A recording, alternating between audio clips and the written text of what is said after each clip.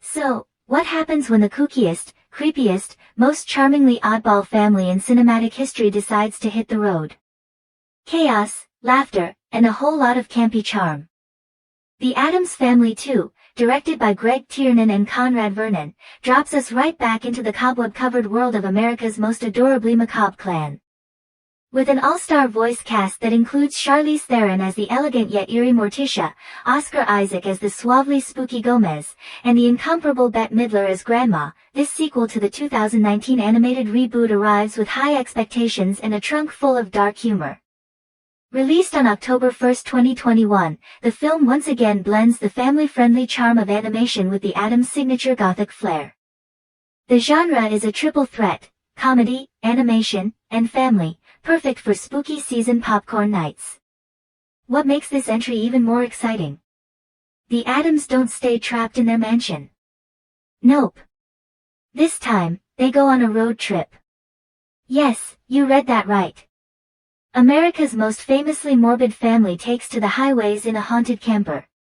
Expect haunted hot springs, Wild West face-offs, and yes, a bit of existential dread, because it's the Addams after all.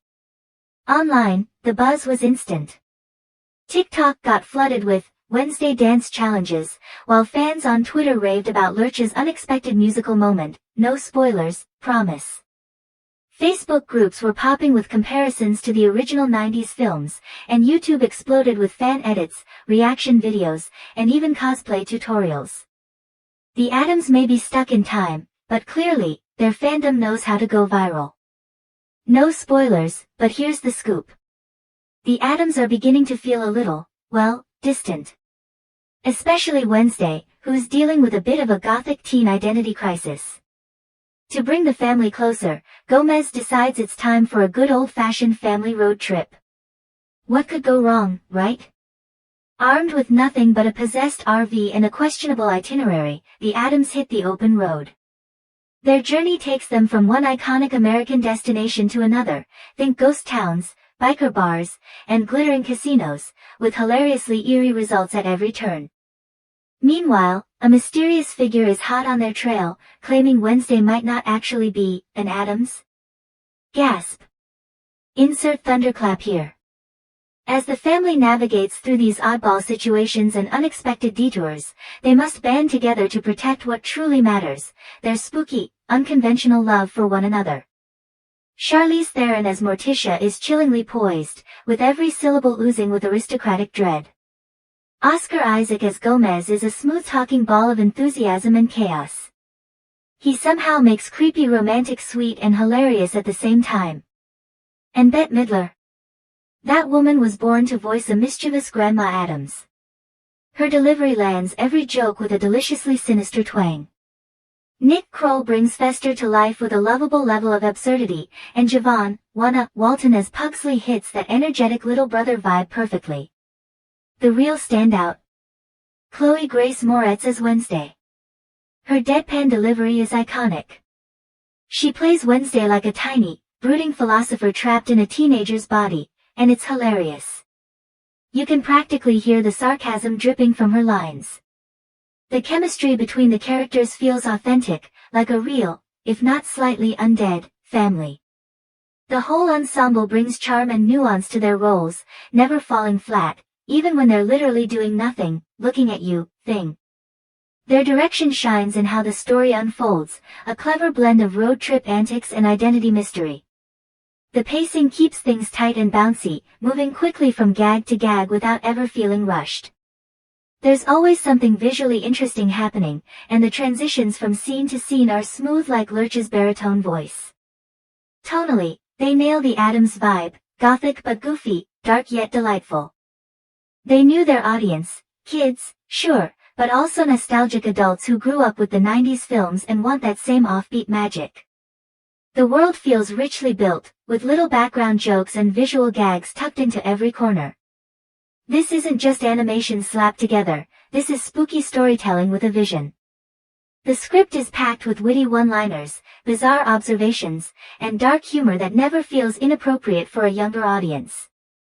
It's sarcastic but not snide, eerie but never terrifying. Character development, especially for Wednesday, gets a bit more attention this time around.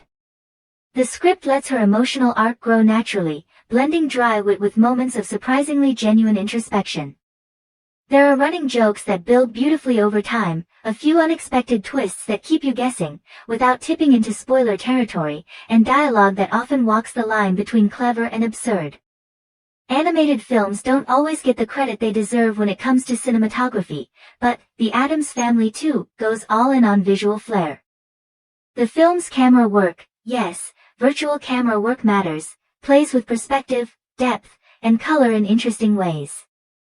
For instance, the contrast between the gloomy Addams style and the bright, sunny Americana of their travel destinations is striking and hilarious. Think shadows creeping into candy-colored diners or gothic outfits against neon casino lights.